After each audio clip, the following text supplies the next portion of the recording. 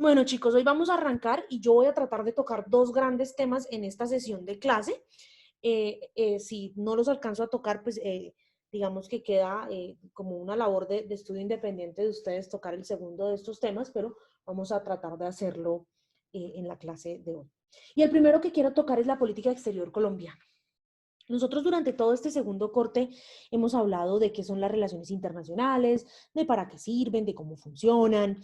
Hemos hablado de la globalización, de los choques de civilizaciones y el fin de la historia y demás. Pero pues vamos a ver cómo funciona todo eso en nuestra dinámica nacional, en la dinámica de Colombia, sin olvidar que esta clase pues se llama contexto nacional también.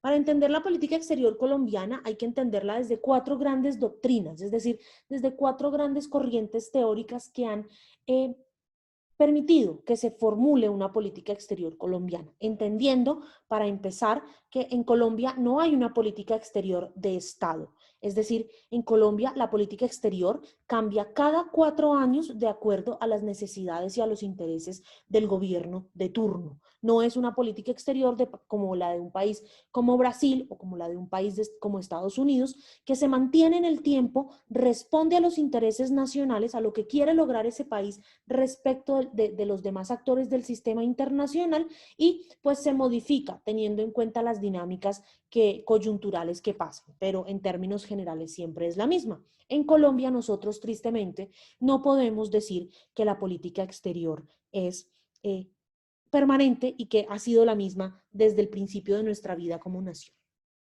Entonces empecemos a hablar un poco de estas doctrinas. Son cuatro grandes doctrinas: el Res Polum, el Res Similia, el Neo Res Polum y el Res Omnia. El Res Polum nació durante el gobierno del general Marco Fidel Suárez, quien gobernó el país entre 1918 y 1921, y Res Polum significa, literalmente o teóricamente, mirar a la estrella del norte. Y lo que buscaba la doctrina del Res Polum era darle una preferencia, una preponderancia a las relaciones internacionales de Colombia respecto de los Estados Unidos, que ya se estaba posicionando como una potencia en el sistema internacional. Entonces el general Marco Fidel Suárez lo que dijo fue: no, a nosotros nos toca darle una prioridad fundamental a las relaciones entre Colombia y los Estados Unidos, y eso es lo que tenemos que hacer y eso es lo que vamos a hacer. Y así fue y ha sido durante muchos otros gobiernos de Colombia. Incluso ustedes hoy dirían que este gobierno, el actual gobierno, practica la doctrina del Res Polum. Los años fueron pasando y durante el gobierno del señor Belisario Betancur Cuartas, entre 1982 y 1986, se da la doctrina del Res Similia. Similia significa similares. Entonces lo que queríamos en la doctrina del Res Similia era mirar a los países que eran similares a Colombia, países en vía de desarrollo, y diversificar las relaciones diplomáticas de nuestro país. Quizá la doctrina del Res Similia y el gobierno de Belisario Betancur tuvieron unos éxitos a nivel internacional muy importantes. El primero fue que Colombia durante el año 87, durante el año 85, ocupó la presidencia pro tempore de la Organización de los No Alineados. La Organización de los No Alineados era un grupo de más de 150 países en el mundo que decían que no estaban ni con Estados Unidos ni con la Unión Soviética dentro del marco de las confrontaciones de la Guerra Fría, y Colombia ocupó en el año 85 la presidencia pro tempore de esta organización. Y otro gran triunfo que tuvo Colombia fue que fue el líder del grupo de Contadora. El grupo de Contadora fue un grupo de países liderado por Colombia, Venezuela y México, que apoyó a los países centroamericanos en el fin de sus guerras civiles y el inicio de procesos de paz y transiciones democráticas en Costa Rica, El Salvador, Honduras y Nicaragua. Pero las cosas cambiaron en el sistema internacional y durante el gobierno de Andrés Pastrana Arango entre 1998 y el 2002 volvimos a la doctrina del Res Polum, pero ahora la llamamos Neo-Res Polum, es decir, una nueva forma de mirar a la estrella del norte. Y esta política, esta doctrina se caracteriza por la estadounidización de la política exterior colombiana, porque ya no solamente no nos bastaba con tener una buena relación con los Estados Unidos, sino que ya el gobierno colombiano quería tener como temas, como digamos que la política exterior colombiana debía estar articulada a los intereses y a la política exterior de los Estados Unidos. Quizá esta es la doctrina que más tiempo ha durado digamos que está desde el gobierno de Andrés Pastrana, los dos gobiernos de Álvaro Uribe y actualmente el gobierno de Iván Duque. Y la última doctrina es la doctrina del Respis Omnia, que nació durante el gobierno de Juan Manuel Santos entre el 2010 y el 2018 y buscaba formalizar a Colombia como la segunda potencia política de Sudamérica después de la República Federativa del Brasil. Esto culminó efectivamente en el momento en que el país inicia las negociaciones para ingresar a la Organización para la Cooperación y el Desarrollo Económico, OCDE, en el año 2013. Teniendo en cuenta estas cuatro doctrinas, yo quiero hablarles un poquito de cómo fueron las relaciones internacionales de Colombia durante los gobiernos desde el año 1990. ¿Por qué desde 1990? Porque desde 1990 empiezan una serie de cambios con la caída del muro de Berlín, el final de la Guerra Fría y lo que Francis Fukuyama llama el fin de la historia, y esos cambios también se vieron de una u otra manera reflejados en nuestras dinámicas de política exterior. Empezando en el año 1990, tenemos el gobierno de César Gaviria Trujillo. César Gaviria gobierna entre el 90 y el 94 y su gobierno se caracterizó por un proceso de internacionalización de la economía colombiana. ¿Internacionalización en qué sentido? En que Colombia empezó a abrir su mercado, empezó a abrir su comercio internacional para negociar y exportar e importar bienes y servicios de otros países, lo que culmina con la firma de muchos de los tratados, el inicio de las negociaciones y la firma de muchos de los tratados de libre comercio que hoy tiene Colombia y de los cuales el país se siente pues muy orgulloso porque han sido cosas que le han permitido abrir su economía a capitales extranjeros. Esto genera un aumento del poder negociador de Colombia en el sistema internacional, pues que empieza a abrirse un poco más a otros países y empieza a ser pues bien visto a nivel internacional, a pesar de todos los problemas que teníamos en esa época de narcotráfico y de carteles de las drogas y demás. Pero eso cambia radicalmente entre 1994 y 1998. ¿Por qué? Porque entre 1994 y 1998 gobernó el señor Ernesto Samper Pizano, del que Iván les habló hace un ratito en su noticia. Y durante el gobierno de Ernesto Samper hubo un agrietamiento de las relaciones entre Colombia y el sistema internacional, porque Colombia estaba pasando por una etapa crítica de su historia, una etapa crítica en la que no solamente había narcotráfico, no solamente había guerra de guerrillas, sino que Colombia estuvo a punto de ser considerado un Estado fallido, es decir, un Estado donde las instituciones políticas, económicas y judiciales del país no podían garantizar la libertad de derechos de todas las personas que vivíamos acá. ¿Y por qué? Porque resulta que el presidente de la República estaba acusado de que su campaña política había sido financiada por un cartel de las drogas. Y además Estados Unidos nos echaba la culpa a Colombia de que todos los cultivos, de que el problema de las drogas ilegales en Colombia era, en el mundo, era culpa de Colombia, porque era acá donde se cultivaba la coca. Esto le da pie al señor Andrés Pastrana para que llegue al poder en el año de 1998. Y él llega con dos objetivos. Uno, mejorar la imagen internacional de Colombia, que de hecho lo logró durante el gobierno de Andrés Pastrana. Andrés Pastrana fue un presidente que viajó mucho por el extranjero tratando de mejorar la imagen de Colombia y esto lo logró de una buena manera. Y el segundo, el segundo objetivo que tenía Andrés Pastrana era hacer un acuerdo de paz con la guerrilla de las FARC, acuerdo de paz que no pudo ser posible, pues muchos de ustedes recordarán el proceso de negociación del Caguán, un proceso que empezó mal, desde el mismo momento que Manuel Marulanda, alias Tiro Fijo, le dejó la silla vacía a Andrés Pastrana, obligando al Estado colombiano, la guerrilla, a darle un territorio de 42.000 kilómetros cuadrados en el sur del país que se convirtió en un imperio de la ilegalidad, del secuestro, de la extorsión y de los cultivos ilícitos.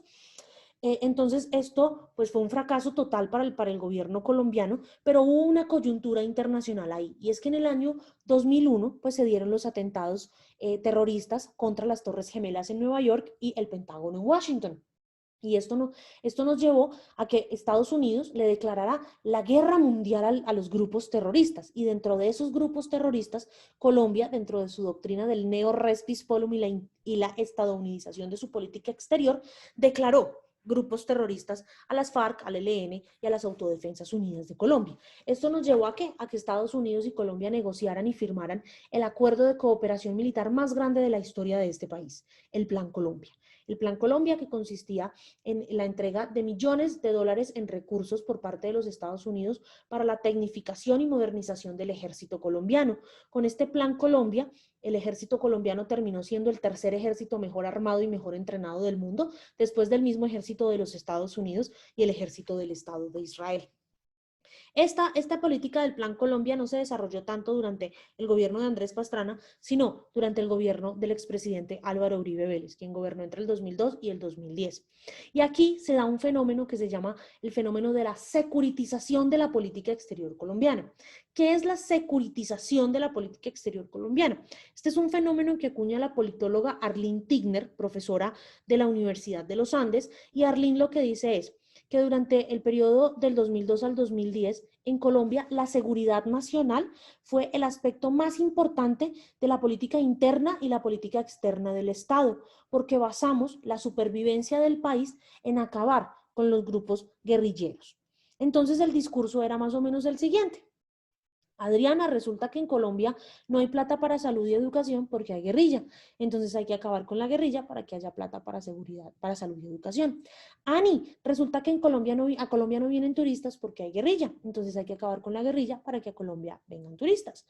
Cintia, resulta que en Colombia no hay carreteras porque hay guerrilla, entonces toca acabar con la guerrilla porque hay carreteras. Así, todo el discurso del Estado colombiano, de la política interna y la política externa del Estado colombiano, terminó volcado a eso.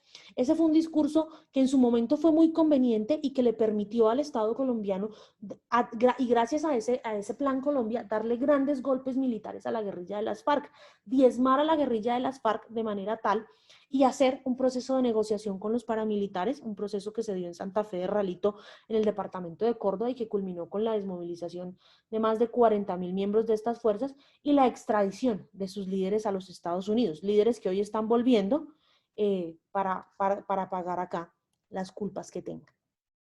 Pero esos grandes golpes que se dieron a nivel militar contra la guerrilla le permitieron al expresidente Juan Manuel Santos, quien gobernó entre 2010 y 2018, implementar un proceso de paz que para muchos es impopular, que para muchos es innecesario, que para muchos estuvo mal hecho y para muchos otros fue necesario y estuvo bien hecho, y implementar algo que se llama la tercera vía. ¿Qué es la tercera vía? La tercera vía es usar lo mejor del poder amenazante de la guerra con lo mejor de la diplomacia y la negociación para lograr unos objetivos. Ya durante el gobierno de Álvaro Uribe, del cual el expresidente Santos fue ministro de Defensa, se le habían dado golpes militares y se usó lo mejor del poder de la guerra. Ahora venía el turno de usar lo mejor del poder de la negociación para obligar a la guerrilla a que se sentara en una mesa de diálogo y se firmara un acuerdo de paz. Y todo eso nos lleva al momento en el que estamos, al gobierno del presidente Iván Duque, que gobierna entre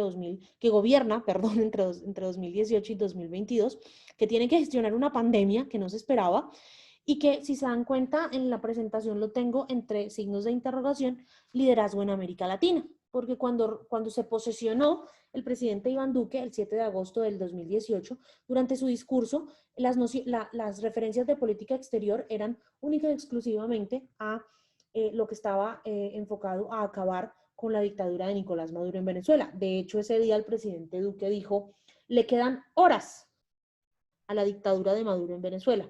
Pues Maduro todavía sigue en el poder y las horas se le han como alargado mucho. Entonces, realmente, ¿qué está pasando en materia de política exterior durante el gobierno de Iván Duque? Es un poquito complicado de decir. Y aquí viene una primera pregunta a la clase para que alguno de ustedes o algunos intervengan. Y es de 1 a 5, siendo 1 la nota más bajita y 5 la nota más alta, así como en la universidad. ¿Ustedes qué calificación le dan a la política exterior colombiana del gobierno de Iván Duque y por qué? ¿Quién quiere opinar?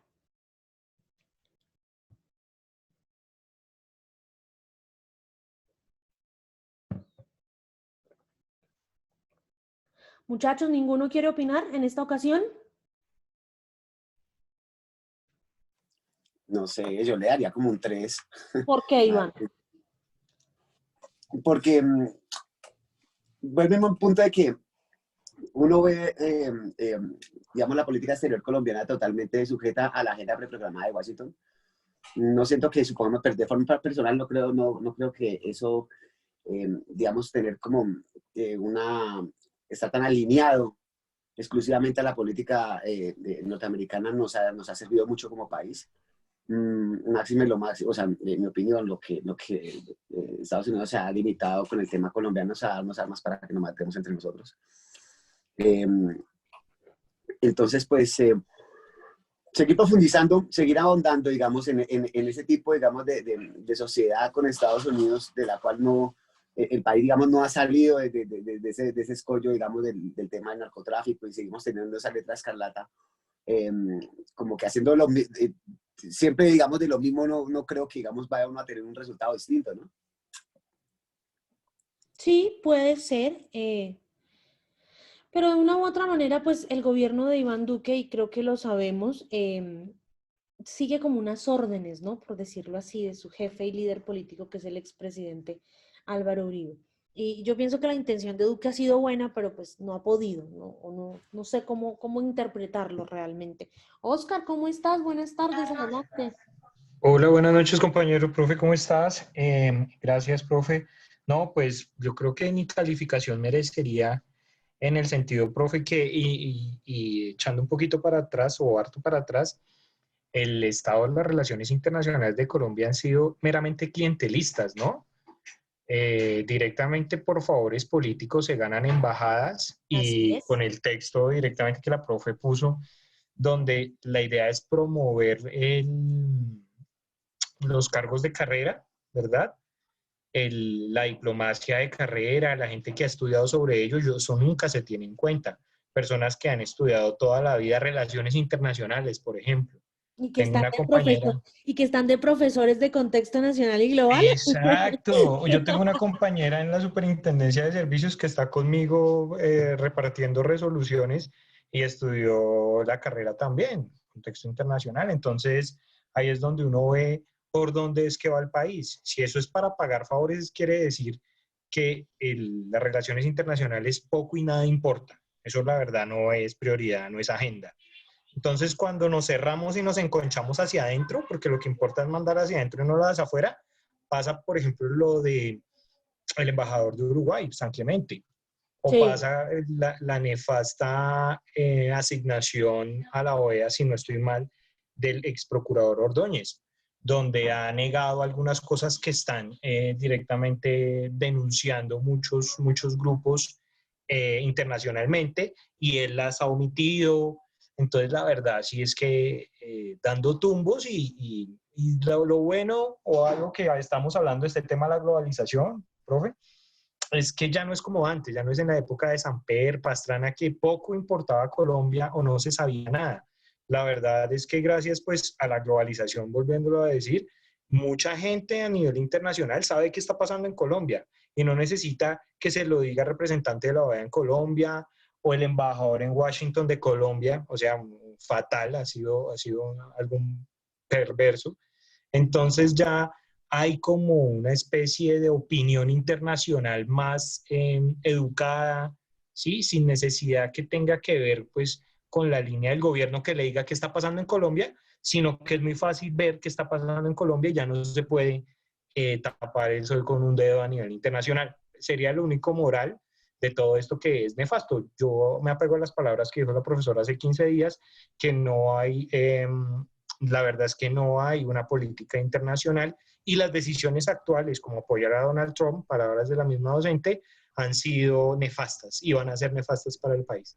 Gracias, profe. y que ese conocimiento que otros tienen de la situación colombiana ha permitido que se ejerza una presión efectiva de la comunidad internacional para que Colombia cumpla los acuerdos de paz, por ejemplo, que es un tema muy importante. Gracias a ti, Oscar, y gracias, Iván, por darle una calificación a la política exterior colombiana. Pero bueno, ya hablamos un poquito de los gobiernos, de las doctrinas y demás. ¿Cómo es la política exterior colombiana? Según la Cancillería, el Ministerio de Relaciones Exteriores, quien es el ente encargado de ejecutar la política exterior colombiana, la política exterior del país se enfoca en consolidar las instituciones políticas y en responder a los cambios que se perfilan en el sistema internacional. Por eso Colombia quiere hacer énfasis en temas como el crecimiento económico y la competitividad, la creación de oportunidades y la consolidación de un sistema de paz positiva, que lleven pues no solamente a una integración regional, sino también a diversificar las relaciones exteriores de Colombia. Colombia busca destacarse en temas en los que tradicionalmente, y eso sí es cierto, ha tenido un liderazgo. El tema de la lucha contra las drogas, en ese tema Colombia ha sido un referente internacional, quizá no porque haya querido, sino porque le ha tocado, y en temas como el terrorismo o lo que se considera el terrorismo y la defensa y promoción de los derechos humanos. ¿Cómo lo quiere hacer? Colombia quiere hacerlo fomentando las relaciones bilaterales con sus socios estratégicos. Colombia tiene como socios estratégicos a los Estados Unidos, a la Unión Europea, a Perú, a Chile, a México y a pocos países más, pero también dinamizando y buscando relacionarse con otros países con los que tradicionalmente Colombia no ha tenido una relación tan dinámica. De hecho, de 198 estados que hay en el mundo, Colombia tiene relaciones diplomáticas, y con esto digo misiones diplomáticas en el extranjero, es decir, embajadas en solamente cerca de 50 países. Colombia no es un país que tenga una vasta red de oficinas o de embajadas, porque también mantener los costos de una embajada es muy alto, y como no hay profesionales de carrera, es decir, en Colombia hay una carrera diplomática, sí, ustedes pueden hacer la carrera diplomática, se pueden presentar a la convocatoria del concurso, si quedan hacer el curso, pero empiezan como tercer secretario, segundo secretario, hasta que vayan ascendiendo cada cierto tiempo y logren ser embajador de carrera o ministro plenipotenciario. Pero pues como lo decía Oscar, y eso es algo que no es desconocido para nadie, aquí las relaciones internacionales y ese tipo de cargos de libre nombramiento y remoción, como lo son embajadores, cónsules, representantes comerciales, agregados culturales y demás, pues se han usado tradicionalmente para pagar favores políticos. Entonces eso nos lleva a nombramientos como los que nos mencionaba Oscar hace un momentito, el de Alejandro Ordóñez como embajador en la OEA, el de Francisco Santos como embajador en los Estados Unidos, el de Carlos Calero como cónsul en la ciudad de San Francisco, en su momento el de Edgar Perea como embajador en Sudáfrica, y así podríamos como seguir dando ejemplos de cómo la política exterior colombiana o la carrera diplomática colombiana ha sido maltratada en detrimento de aquellos quienes hemos estudiado este tipo de profesiones y este tipo de carreras. Colombia pues quiere y tiene una vasta red de fronteras nacionales que ustedes ya conocen y que vamos a recordar, unas fronteras marítimas con Jamaica, con Honduras, con Nicaragua, con Costa Rica, frontera marítima y terrestre con Panamá, frontera marítima y terrestre con Venezuela, frontera marítima con la República Dominicana, frontera marítima con Haití, marítima y terrestre con Ecuador y frontera terrestre con Perú y con Brasil. Esos son los socios, esos son los países con los que Colombia, o a los que Colombia debería considerar realmente socios estratégicos. ¿Por qué? Porque son los países con los que tenemos frontera, y la política de fronteras no debe estar desligada de la política exterior, porque es relaciones con otros países indiscutiblemente. Al principio de la clase, cuando empezamos esta conversación, yo les dije que Colombia no tenía una política exterior de Estado. Y en ese orden de ideas, en el año 2005, no, en el año 2008, perdón, tengo los cables cruzados, Colombia contrató una misión de política exterior, contrató una consultoría con una empresa, con un think tank que se llama FEDesarrollo, y FEDesarrollo trajo a unos profesionales expertos en relaciones internacionales para que estudiaran cómo era la política exterior colombiana y le hicieran unas recomendaciones al país para cómo mejorar su política exterior colombiana. Como esas recomendaciones no se han cumplido, yo quiero traerlas acá para que las conversemos y para que ustedes las conozcan.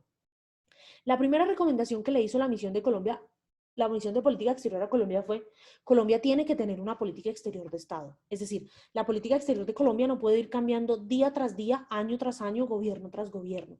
Porque es que la política exterior, muchachos, la definición de política exterior dice que es una política pública que busca fortalecer la imagen internacional del país, respondiendo a los intereses nacionales y a la visión que ese país tenga de sí mismo. Por ejemplo, los Estados Unidos tienen una visión de potencia internacional, de potencia mundial.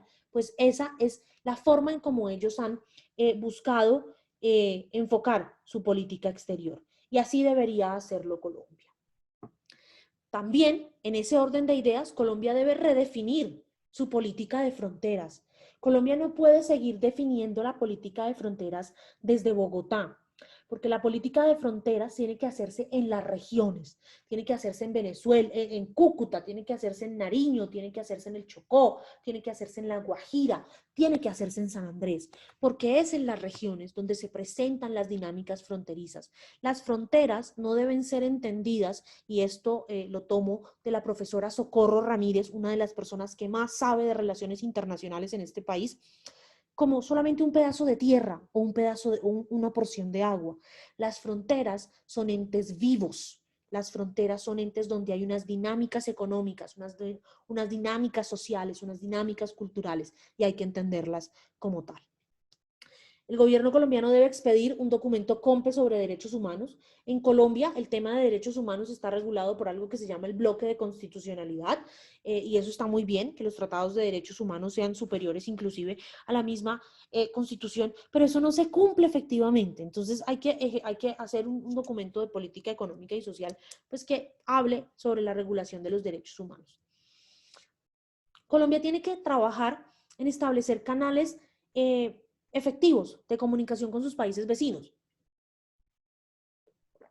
Colombia no puede no tener relaciones diplomáticas con Venezuela, porque es que Venezuela es el principal, ahí está, Venezuela es como el riñón de Colombia.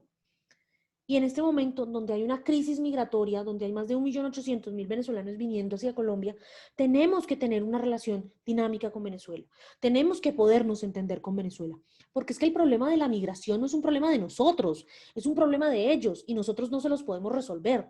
Tenemos que ayudarlos a que lo resuelvan, pero no podemos pretender nosotros resolver ese problema. Hay que entender que la política de seguridad nacional y la política exterior deben estar ligadas. Y para esto hay que crear un Consejo de Estrategia y Seguridad Nacional. ¿Por qué? Porque nuevamente vuelvo al tema de la política de fronteras. Porque es que las dinámicas de frontera en Cúcuta, por ejemplo, el gobierno no puede creer que es que lo que pasa en los problemas de seguridad, robos, atracos y demás que se presentan en la frontera con Venezuela son culpa de Venezuela. No, también son culpa de nosotros, porque las dinámicas fronterizas, la frontera es el hijo de dos, el hijo de Venezuela y el hijo de Colombia, en este caso, o el hijo de Colombia y el hijo del Perú, en el caso de la frontera colombo-peruana. Entonces, hay que entender que la seguridad nacional también debe estar ligada a la política de fronteras. Colombia tiene que entender que debe evaluar los mecanismos del acuerdo de cooperación militar con Estados Unidos. Y más ahora en tiempos de posconflicto. El Plan Colombia no puede seguir siendo el Plan Colombia. Ahora tiene que ser el Plan Colombia para el posconflicto. No podemos seguir fortaleciendo las fuerzas militares. No, ahora tenemos que pensar en cómo cumplir lo que se pactó en La Habana. Gústele o no le guste al gobierno de Iván Duque, lo que se pactó en La Habana hay que cumplirlo. Y le toca a él cumplirlo.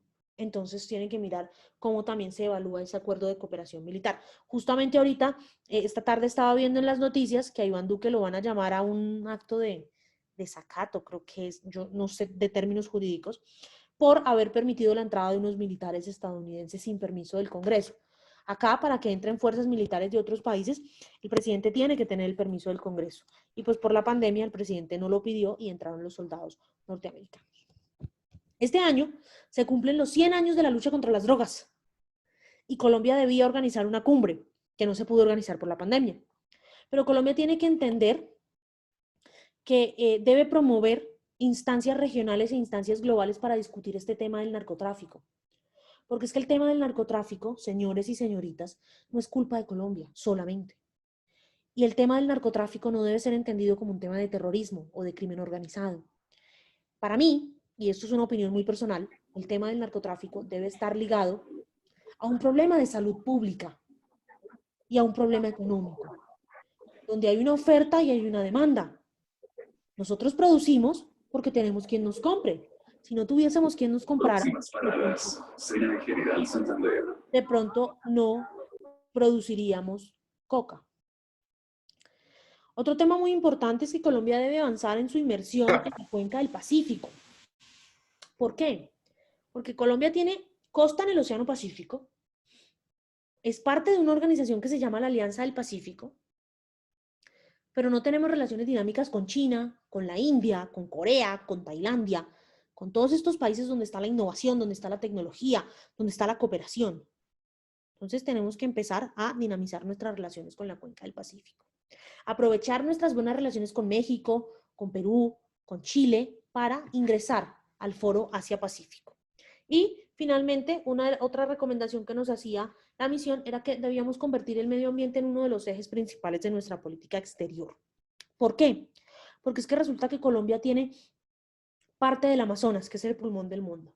Colombia tiene una de las reservas de flora y fauna más grandes de la biosfera, con más de 10.000 especies endémicas, es decir, especies únicas. Y Colombia tiene que convertirse en un líder internacional en la protección del medio ambiente, en la lucha contra el cambio climático. Porque va a llegar el momento en que ciudades como Santa Marta, como Cartagena, ya no existan por el cambio climático. ¿Hasta aquí alguna pregunta, alguna duda o algún aporte que quieran hacer a la discusión? Yo tengo una pregunta, profe. Adelante, Iván. Con respecto a lo que comentaba sobre el asunto de que esa investigación o ese proceso que le van a seguir, que le van a seguir a Iván Duque por el tema de los militares que entraron sin permiso del Congreso. Me hace recordar la época cuando Uribe aprobó el tema de las 7 bases militares. Él en algún momento, no recuerdo si él en algún momento hizo algún tipo de procedimiento para permitir, digamos, que esas 7 bases militares fueran instauradas aquí en el territorio colombiano. Tuvo que hacerlo porque por mandato de la Constitución, todo lo que sea entrada de tropas extranjeras o formulación de bases militares extranjeras en territorio colombiano debe tener el permiso del Congreso de la República en pleno y la validación de la Corte Constitucional. En este momento no me acuerdo si lo hizo, pero tuvo que hacerlo, sí, porque sí, las bases militares sí se establecieron efectivamente en territorio colombiano. Ok, profesor, muchas gracias. ¿Alguna otra pregunta? ¿Todo clarísimo? Bueno, resulta que hay unos temas de la agenda global que Colombia debe empezar a mirar y Colombia debe empezar a trabajar dentro de su agenda de política exterior. Uno es la paz y la seguridad internacionales. Colombia es miembro de la Organización de las Naciones Unidas, la organización más importante del mundo y que busca la paz y la seguridad internacional. Entonces tenemos que empezar a pensar en que aquí haya paz y haya seguridad, en que se cumpla lo pactado en los acuerdos de paz, en que haya un proceso efectivo de posconflicto, va a contribuir a la paz y seguridad internacionales. Como lo dije anteriormente, el problema del cambio climático es un problema que nos afecta a nosotros también, aunque muchos no lo crean, y tenemos que combatirlo. Tenemos que trabajar en reducir nuestras emisiones de gases de efecto invernadero, tenemos que trabajar en temas de energías limpias, tenemos que trabajar en temas de ir reemplazando los combustibles fósiles, etcétera, etcétera, etcétera. Tenemos que trabajar en el tema de la migración. Tradicionalmente nosotros éramos exportadores de migrantes, ahora somos importadores de migrantes. Ahora no se van de aquí para allá, para otros lados, sino que vienen de otros lados para acá, específicamente de Venezuela. Tenemos que, en medio de nuestra política exterior, establecer una política migratoria que regule la entrada de ciudadanos de otros países al país, para que no se creen crisis como las que están pasando con los migrantes venezolanos. Tenemos que entender que el sistema multilateral, ese sistema de organismos internacionales como la ONU, como la OEA, como la Unión Europea, como UNASUR, etcétera, etcétera, está en una crisis. Está en una crisis porque los ciudadanos del mundo no creen que estos organismos sirvan para algo. Y tenemos que trabajar en esa crisis, porque para los países en vía de desarrollo como el nuestro, esos organismos multilaterales sirven muchísimo y nos han ayudado muchísimo. Tenemos que cumplir los objetivos de desarrollo sostenible, trabajar para que de aquí al año 2030 podamos cumplir con esos 17 objetivos que el mundo se propuso en el año 2015 y que tenemos que cumplir para lograr un mundo mejor. Tenemos que entender que Asia, el foco del mundo ahorita está en Asia, en lo que le interese a Asia, sobre todo en China. Y que China es un país que tiene mucho para ofrecernos y nosotros también tenemos mucho para ofrecerle a China, al gigante que se despertó después de muchos años de estar dormido. Tenemos que trabajar en conjunto para resolver la crisis económica que se nos viene producto de la pandemia. Justamente ayer, antier, el DANE sacó la cifra de pobreza y es una cifra abrumadora. 17 millones de personas están en pobreza en Colombia y eso es la cifra del año pasado. Imagínense cómo va a ser la cifra de este año cuando, pues con todo lo de la pandemia del COVID-19 y demás. Entonces tenemos que trabajar para resolver y eso lo podemos hacer en conjunto mediante la cooperación internacional para el desarrollo. Tenemos que trabajar en temas de crimen organizado y narcotráfico porque eso no es un problema solo de nosotros, eso es un problema de México, eso es un problema de países centroamericanos, pero también es un problema de Estados Unidos, es un problema de Europa. Y tenemos que seguir trabajando en el respeto a los derechos humanos, el respeto y la protección y promoción a los derechos humanos, en nuestra inserción a la economía global, y eso va de la mano con resolver las crisis económicas, pues si nosotros logramos insertarnos en la economía global mediante la firma y negociación de tratados de libre comercio, pero de tratados de libre comercio justos y equitativos, no de tratados de libre comercio como el que se firmó con los Estados Unidos, que es un tratado de libre comercio en el que a todas luces Colombia sale perdiendo. En sintonía con esa crisis del multilateralismo, pues debemos trabajar en reformar ese sistema multilateral para que los países realmente todos salgamos ganando y para que la gente crea en él. En consonancia con el tema del cambio climático, pues debemos seguir trabajando en la protección del medio ambiente, de los páramos, de las especies endémicas y demás. Entendiendo que la sociedad civil, ustedes, tienen un rol muy importante en el contexto actual, mediante las protestas, mediante el pronunciamiento, mediante la generación de ideas. Y todo esto se puede resolver mediante algo muy bonito que se llama cooperación internacional para el desarrollo, que es ese elemento de política internacional que tienen los estados para ayudarse mutuamente y lograr conseguir un mundo mejor. Y pues hay otros temas propios de la agenda colombiana que Colombia también debe tener en cuenta. Y uno, el más importante, es el posconflicto. Entendiendo que este es un proceso que nos involucra a todos, que involucra al Estado, que involucra a las organizaciones públicas, a las organizaciones privadas y a los ciudadanos. Y que otros miembros del sistema internacional nos pueden ayudar muchísimo, sobre todo la Unión Europea, que es uno de los donantes de cooperación internacional para el desarrollo más importantes. Tenemos que trabajar en redefinir nuestras relaciones con Estados Unidos. No pueden ser unas relaciones de servilismo. Nosotros no podemos o no debemos estar arrodillados a lo que quiera los Estados Unidos, sino que debemos tratarnos de igual a igual con los Estados Unidos. Porque a Estados Unidos le interesa tener influencia acá en Colombia, pero a Colombia también le interesa tener una buena relación con Estados Unidos. Igual que pasa con la Unión Europea. Tenemos que seguir dinamizando y seguir siendo el niño mimado de la Unión Europea en América Latina para que nos sigan dando recursos de cooperación internacional para el posconflicto. Tenemos que trabajar nuestras relaciones con los vecinos. Y cuando digo los vecinos marítimos y los vecinos terrestres. Y en ese orden de ideas tenemos que tratar de tener buenas relaciones con dos de nuestros vecinos principalmente. Con Venezuela, con quien no tenemos relaciones diplomáticas hace más de 3 años, y con Nicaragua, porque con Nicaragua hay que cumplir el fallo de la Corte Internacional de Justicia de La Haya sobre San Andrés, y no lo hemos cumplido. Y ya Nicaragua nos demandó una segunda vez, y si no cumplimos el fallo, nos va a demandar una tercera vez.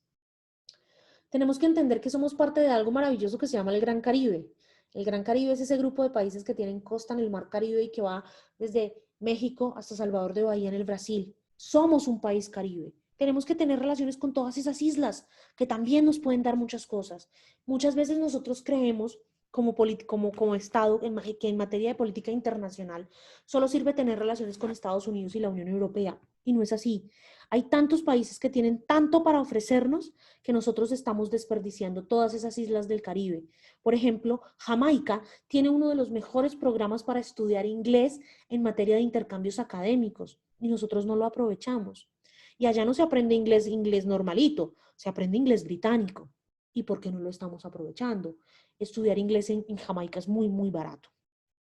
Tenemos que no mejorar, sino irnos para Asia, tocarle la puerta a los países asiáticos, a Tailandia, Corea del Sur, Filipinas, Japón, China, la India, Pakistán, todos estos países que tienen más de la mitad del mundo, y decirles, mira, aquí estamos nosotros, les vendemos materias primas, les vendemos servicios, les vendemos estas experiencias, etcétera, etcétera. Trabajar nuestras relaciones con Asia.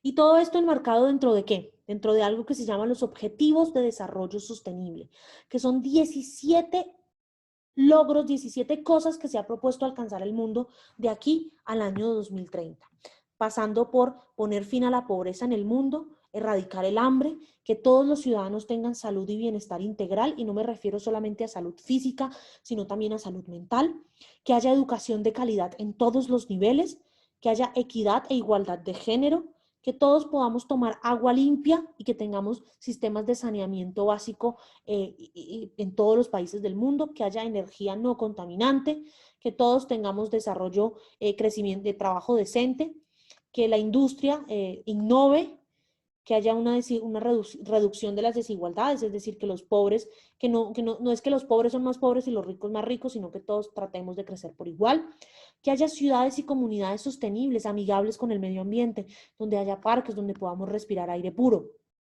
donde se produzca y se consuma responsablemente, no producir por producir y consumir por consumir, donde cuidemos el clima, la vida en los mares y la vida en la tierra, y haya paz, justicia e instituciones sólidas para alcanzar un mundo mejor. Hasta aquí, ¿alguna pregunta, alguna duda? Esto es básicamente un panorama, una radiografía de lo que ha sido la política exterior colombiana en la historia, sobre todo en los últimos 30 años, y algunos de los retos que tiene en la actualidad. ¿Alguna pregunta? ¿Algo que aportar al debate?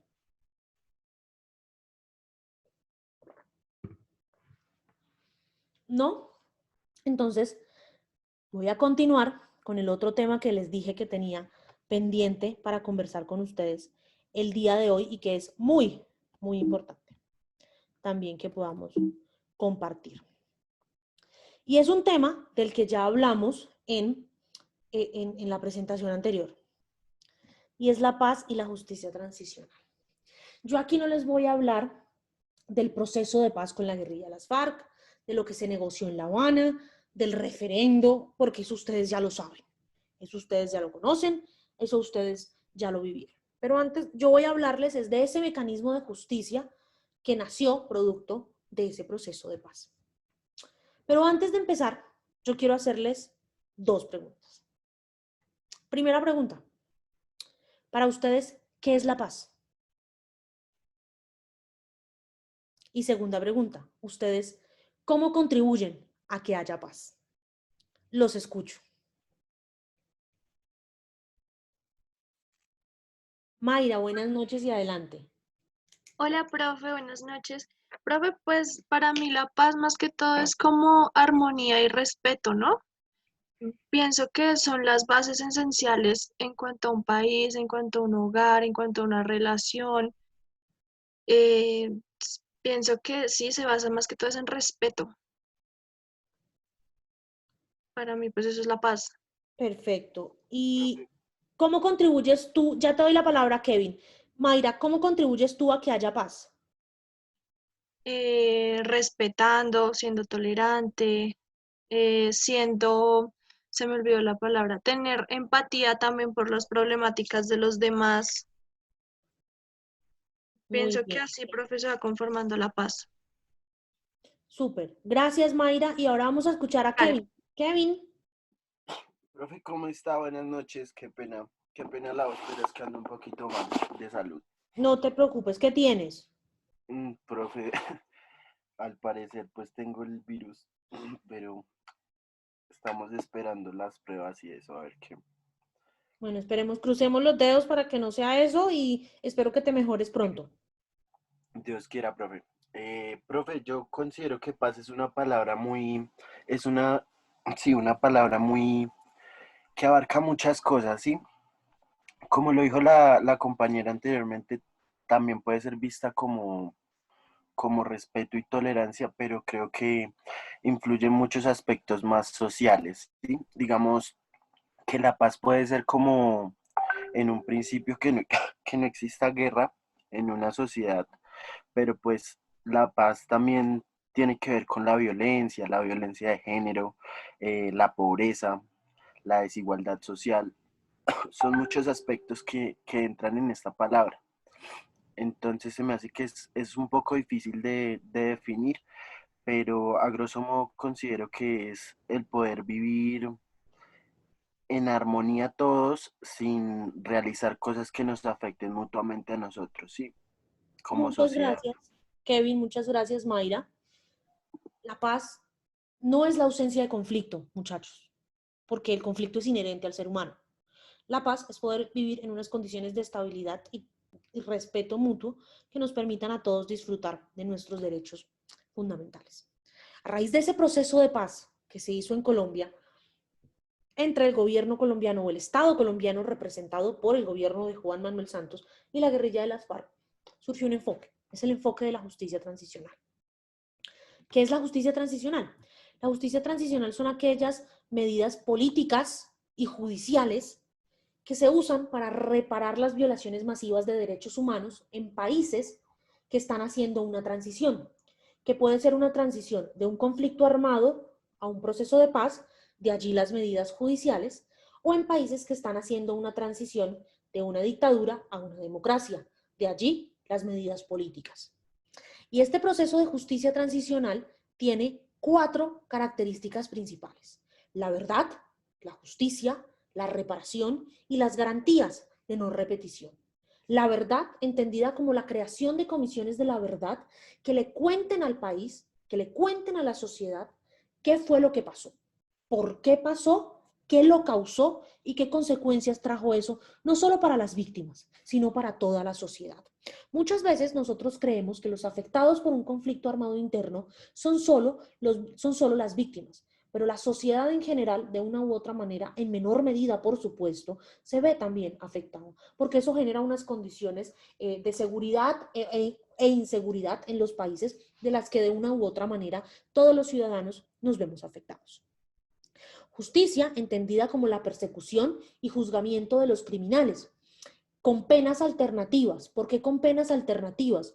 Porque por contar la verdad se les dan unos premios, por decirlo así. Y muchos de ustedes considerarían que esto pues no debería ser así, que está mal que no se los juzgue a más de 60 años de cárcel o a cadena perpetua o a pena de muerte. Pero es que si con esto lográramos resarcir el daño, pues sería lo ideal. Pero las cárceles o el sistema penitenciario en Colombia no tiene ese fin último que decía Michel Foucault del panóptico, que es la resocialización de las personas. Es decir, la gente en Colombia no entra a la cárcel y sale resocializada. Nadie sale resocializado ni de la Modelo, ni de la Picota, ni de la Tramacúa, ni de ninguna cárcel de estas. ¿Por qué? Porque los Sale sistemas... peor. Exactamente. Porque es que las condiciones de vida en una cárcel son espantosas. Entonces, pues se crean penas alternativas para que esta persona cuente la verdad y pues con contar la verdad también ayude a la tercera cosa, que es la reparación de las víctimas. La reparación de las víctimas puede ser de 2 maneras, una reparación moral o una reparación material. La reparación material pues es que le dan dinero o que le dan tierras, y la reparación moral es que primero le cuenten la verdad, le digan por qué lo hicieron. Y segundo, que le digan dónde están los restos de su familiar desaparecido, para poderle dar una cristiana sepultura, para poderle hacer un duelo y poder cerrar un ciclo. Y pues todo esto nos lleva a que hay que garantizar que esto no se va a volver a repetir. ¿Cómo? Preservando la memoria de las víctimas, diciendo sus nombres, recordándolas. Y por eso se creó también el Día Nacional de las Víctimas y de la Memoria Histórica. Y es el día 9 de abril. Ese día todo el país está obligado a escuchar a las víctimas. Todo el país representado en el Congreso en pleno. Por eso este año hubo una crisis, porque el Congreso no quería sesionar virtual y no se escuchó a las víctimas el día 9 de abril. Entonces ya ahí estamos rompiendo con lo que prometimos que íbamos a hacer. El enfoque de justicia transicional nació a finales de los años 90, de los años 80 y principios de los años 90, como una respuesta a los cambios políticos y a las demandas de justicia que se estaban dando en países de América Latina y Europa Oriental. Países como El Salvador, como Costa Rica, como Argentina, como Chile, que estaban saliendo de procesos de guerras o de dictaduras, y también en los países de la antigua Yugoslavia, que estaban también terminando una guerra muy cruenta entre ellos. A la justicia transicional también se la conoce como les dije, la justicia transicional pues cobra fuerza en los 80, pero tiene un antecedente, y es el antecedente de los primeros tribunales que hubo en la posguerra, después de la Segunda Guerra Mundial, para juzgar a los criminales japoneses y alemanes que cometieron vejámenes y violaciones a los derechos humanos en la Segunda Guerra Mundial. Pero pues fue ganando fuerza en los años 80 cuando se empezó a exigir justicia producto de todos los juicios a miembros de las juntas militares en países como Argentina, que fueron pues juicios muy polémicos, pero que ahí medio sirvieron para algo. A la justicia transicional también se la conoce como justicia restaurativa. ¿Por qué?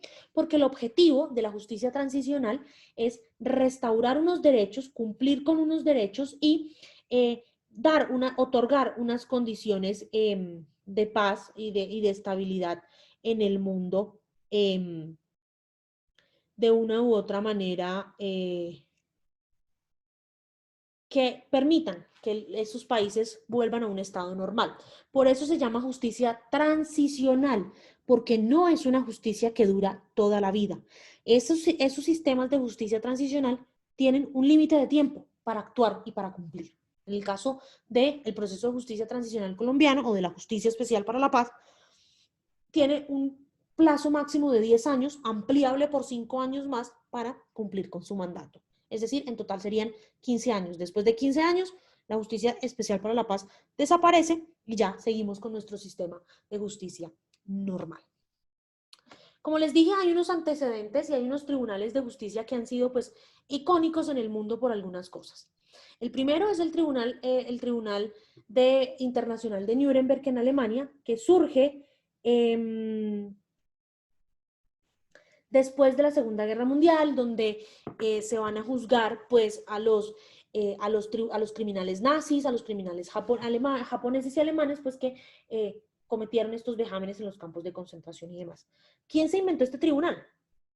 Este tribunal se lo inventaron los ganadores de la guerra, es decir, Estados Unidos, Alemania, Estados Unidos, Francia, Inglaterra y Rusia, y fue conformado por jueces de estos países.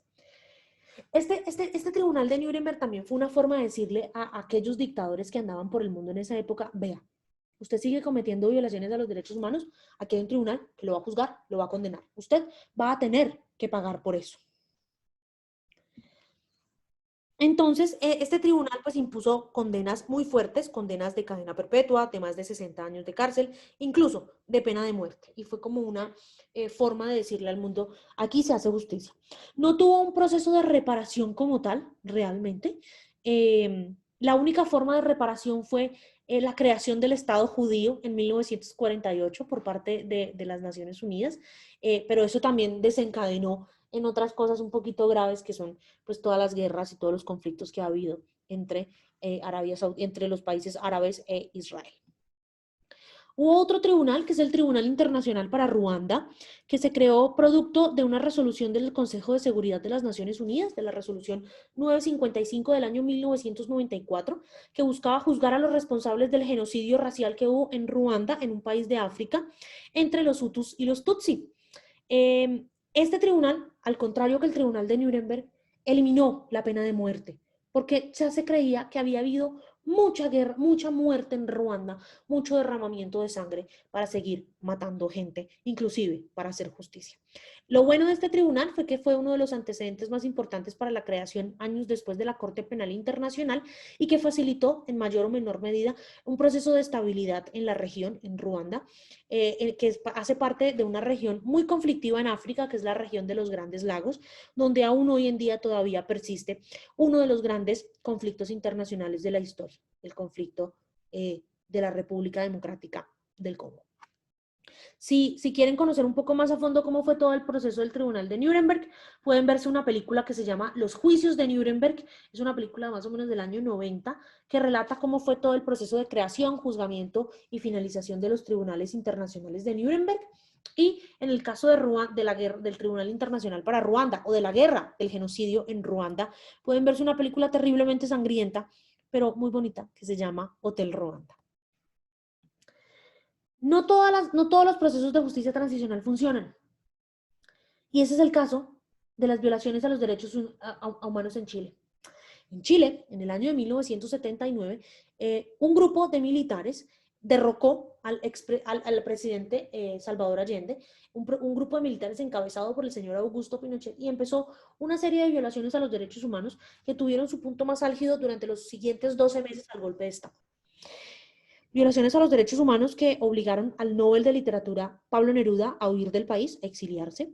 Violaciones a los derechos humanos que asesinaron al padre de la expresidente Michelle Bachelet y que a ella la torturaron durante días en el Estadio Nacional de Santiago de Chile, y que tuvieron su punto más fuerte en una de las muertes más trágicas y más dolorosas de esta dictadura, la muerte del cantante de música de protesta Víctor Jara. Si no conocen a Víctor Jara, podrán escuchar alguna de sus canciones en YouTube. Y hay una referencia muy fuerte a Víctor Jara en una canción de un grupo que se llama Los Fabulosos Cadillacs, que se llama Matador. ¿Y por qué no funcionó el proceso de justicia transicional en Chile? Porque sencillamente no lo hubo. Porque resulta que cuando los militares dijeron que ya iban a entregar el poder a los civiles y a hacer una transición democrática, empezaron ellos mismos a perdonarse y a amnistiarse para que no los juzgaran. Y aquí fue donde entró en escena la comunidad internacional, porque la comunidad internacional dijo, no, esto no puede quedar impune, esto no puede seguir así. Entonces, un juez español, que se llama Baltasar Garzón, empezó a perseguirlos, a investigarlos y a juzgarlos. Y estuvo a punto de meter presos a muchos de ellos, inclusive a Pinochet. Pero pues no hubo justicia porque todos estos señores se murieron antes de tiempo. Entonces, realmente ahí uno se da cuenta que muchas veces estos procesos de justicia especial pues no funcionan porque termina habiendo impunidad, que fue lo mismo que pasó en la República Argentina con las violaciones a los derechos humanos.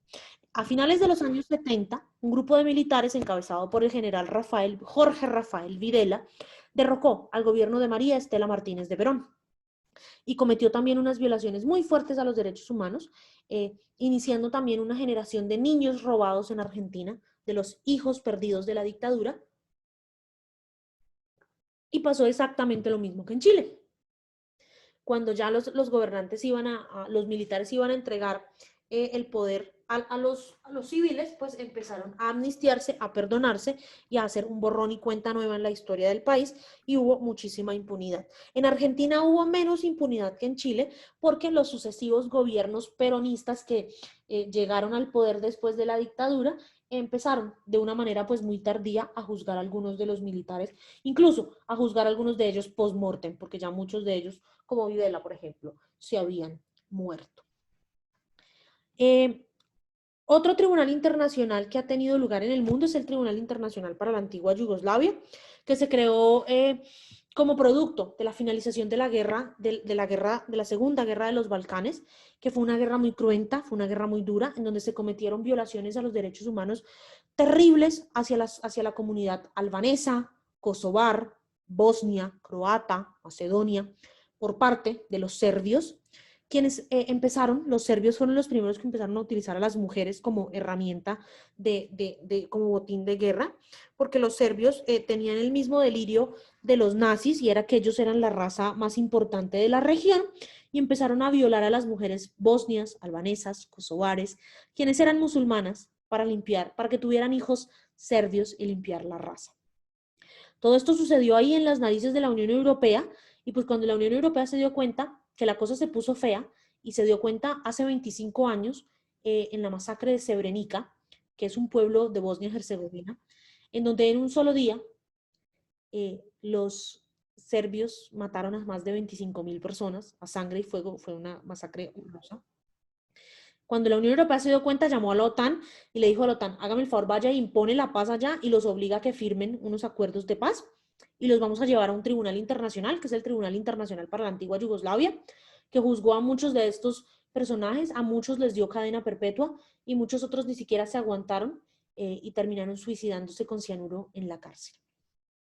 Pero quizá el tribunal o la forma de justicia transicional más exitosa del mundo y la que más se ha elogiado en el mundo es el tribunal, la Comisión para la Verdad, me disculpan, ahí me falta una D, y la reconciliación en Sudáfrica.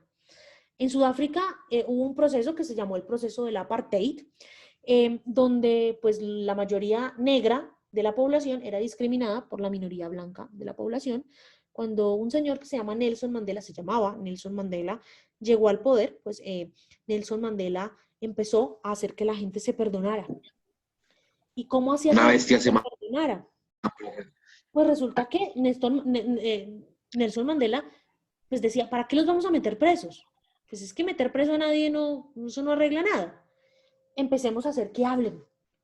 Y los sentaba a todos, víctimas y victimarios, a que las víctimas contaran lo que les había pasado, a que los victimarios contaran por qué lo habían hecho y que después se perdonaran, a que después el victimario le pidiera perdón a la víctima delante de todo el mundo y la víctima lo perdonara de corazón por el país que iban a construir.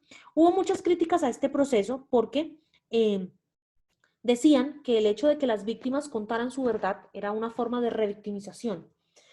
Y el máximo apoyo que tuvo Nelson Mandela en este proceso fue Monseñor Desmond Tutu, un obispo muy, muy famoso en Sudáfrica. Y Monseñor Tutu decía, no, es que el hecho de que la víctima cuente hace que saque todo ese odio, todo ese dolor, todo ese rencor que tiene y le dé espacio en su corazón a la formación de nuevos sentimientos. Y Monseñor Tutu dice una frase que a mí me gusta mucho y es que la paz se construye desde el corazón de las personas. Entonces, esa es como una manera de ver también estos procesos de construcción de paz. ¿Hasta aquí alguna pregunta? ¿Alguna duda? Bueno, entonces ahora vamos a hablar. Dime, Alexander. No, profe, que Nelson Mandela era una bestia en el buen sentido de la palabra. Ese man, yo creo que como él no van a haber dos. Así es. Reunificar un país. O sea, eso lo hace de verdad, un líder de verdad. Ese man fue otro nivel. Así es. Estar 32 años metido en la cárcel de Robben Island. Y tremenda cárcel porque estaba Sí, ese más man, lejos de Ciudad de Cabo, rodeada de tiburones y los manes, y a ellos a los que estaban ahí, los prisioneros políticos que tenían ahí, los tenían básicamente a trabajos forzados. Hace 32 años. Y haber salido de la cárcel sin de rencor. hecho, Sin en rencor, esa cárcel, sin odio, eso es lo más. sí, de hecho, en esa cárcel era tan dura la cárcel que a esa cárcel nunca dejaban entrar ni un solo menor ni un niño, porque la finalidad de esa cárcel era quitarle la esperanza a las personas que entraban ahí y los niños obviamente representan la esperanza. Así es. Eso me pareció, o sea, lo escuché y me pareció, o sea, una cosa impresionante. Y este man salir y ya con el poder en la mano, pues pueda, o sea, sí, desafortunadamente suena feo y todo, podía darle la vuelta a la torta y sí, comenzar a diestra y dura, qué sé yo, matar gente sistemáticamente, pero no, el que prefiere, o sea, relacionar a la gente, o sea, sí, hacer lazos entre la gente, entre víctimas y victimarios, que era lo que decía ahorita la profe. Eso no lo hace, eso lo hace un verdadero líder. Así es. Oscar, adelante. Súper de acuerdo, gracias, profe, súper de acuerdo con los compañeros.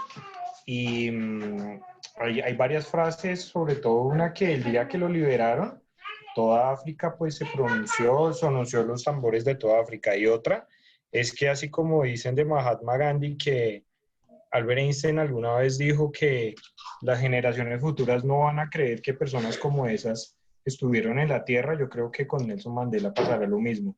Pero el aporte como tal, profe, es que existe un documental, yo lo vi el año pasado en Netflix sobre Víctor Jara, se llama Masacre en el Estadio, no sé si todavía esté, pero así se llama y es un documental porque yo sí tenía muchas dudas sobre él, lo nombran en muchos aspectos, tanto así que el Estadio Nacional se llama Estadio Nacional Víctor Jara por él, donde ocurrió la masacre, y se llama Masacre en el Estadio, el documental, porque Un documental lamentablemente... maravilloso, pero muy triste.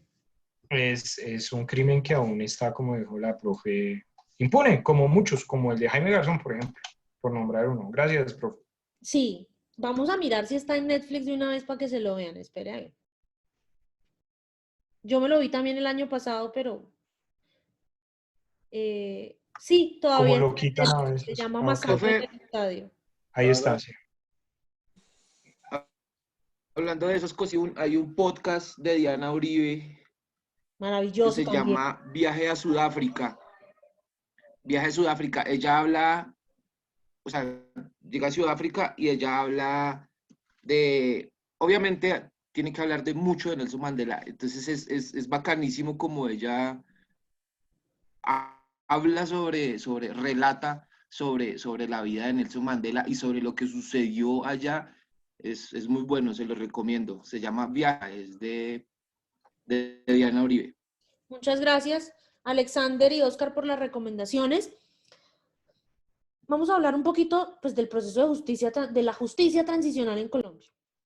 Y vamos a ver este video muy rápidamente.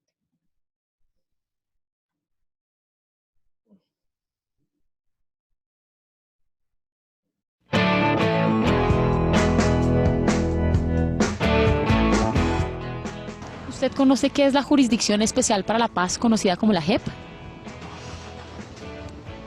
No, pues sí, oigo mucho de la JEP,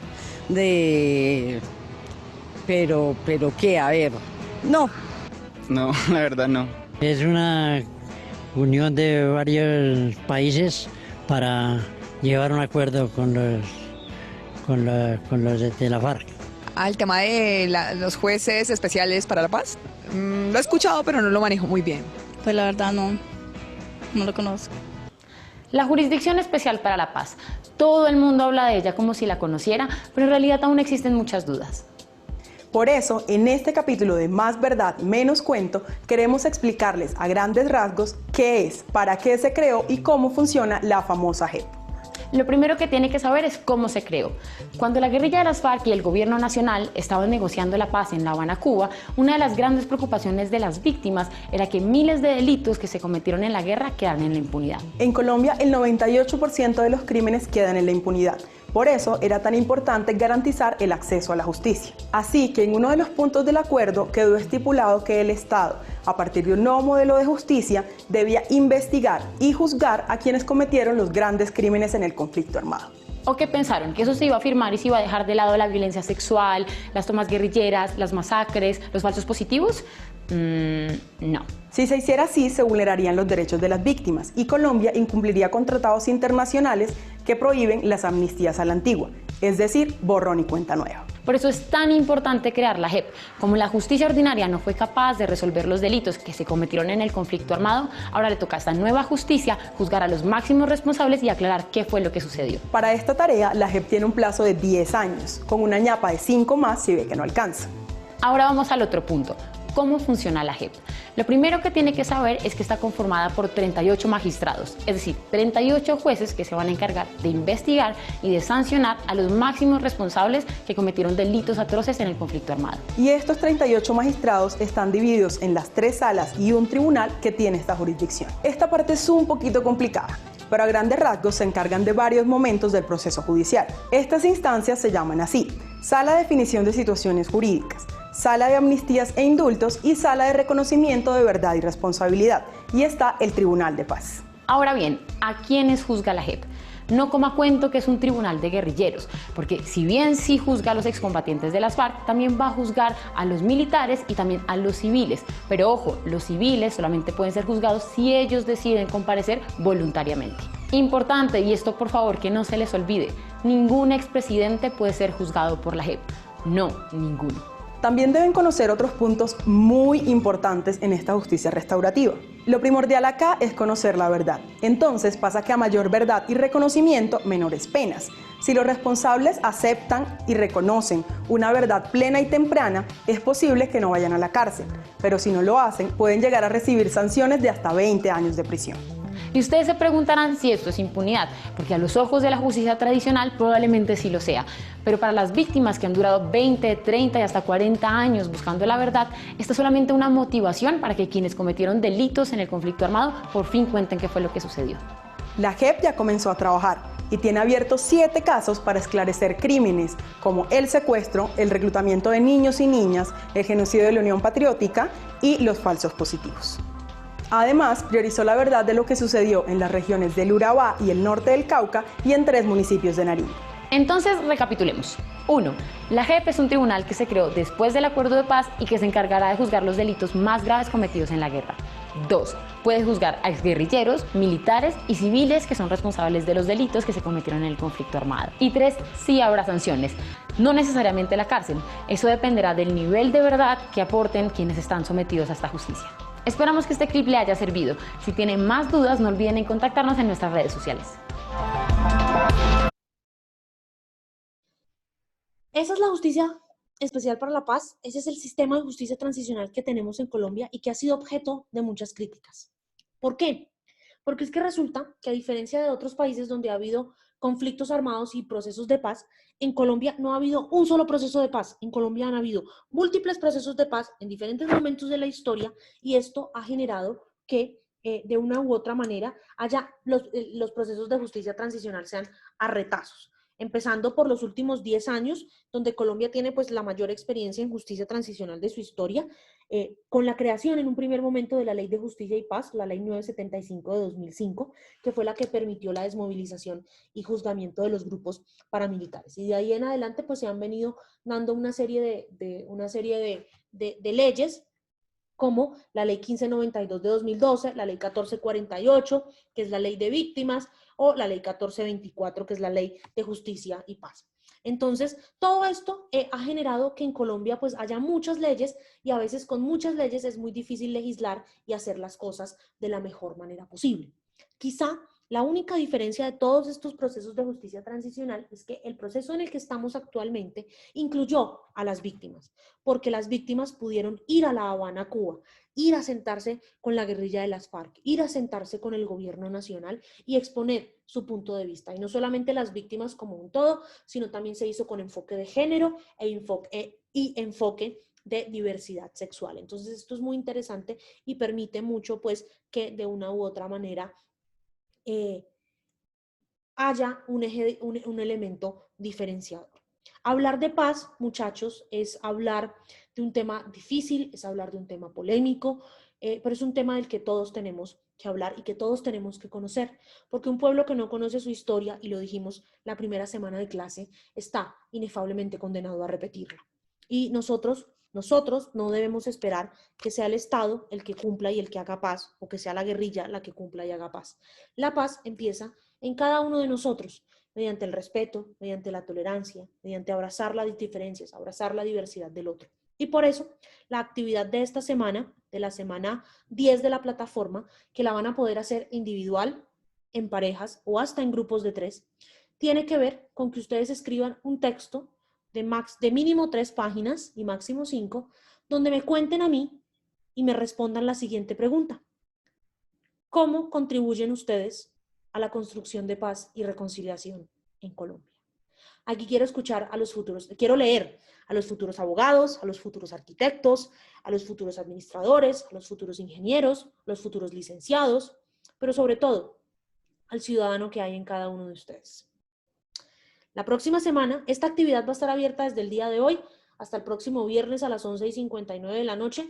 Les pido, por favor, que no dejen para enviar la tarea el próximo viernes, porque el próximo viernes, después del parcial, quiero poderles socializar las notas del segundo corte.